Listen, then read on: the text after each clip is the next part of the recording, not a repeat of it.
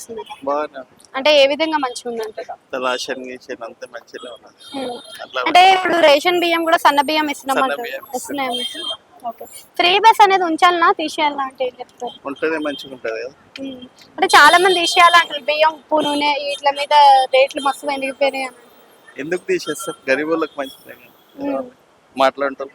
Free current free current ఉంటుంది. Free bus వస్తుంది. Free bus.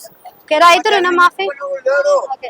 రైతు రైతు బంధు, రైతు భరోసా అలాంటివి ఏమంటారు? రైతు రుణమాఫీ ఇవన్నీ అందుతున్నాయి అందరికి? మాకు రైతు కాదండి. ఓకే. సో ఇప్పుడు ఉద్యోగం లేని వారికి, నిరుద్యోగులకి 3 లక్షలు ఇస్తాము అని చెప్పారు. అప్లై చేసిన నేను.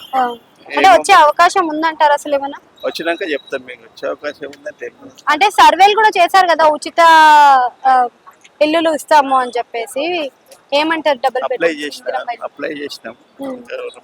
అసలు అవైనా వచ్చే అవకాశం ఉందా? చాలా మంది ఏమంటున్నారు అంటే అసలు ఇల్లు లేవు, ఎక్కడ జాగా లేదు, ఎట్లు ఇస్తాడు అని అంటున్నారు. సరే ఎక్కడన్నా చూసి కేసీఆర్ కి రేవంత్ రెడ్డికి తేడా అంటే ఏం చెప్తారు? చాలా ఫరక్ ఉంది. కేసీఆర్ అంటే దోసుకది అట్లా లేదు.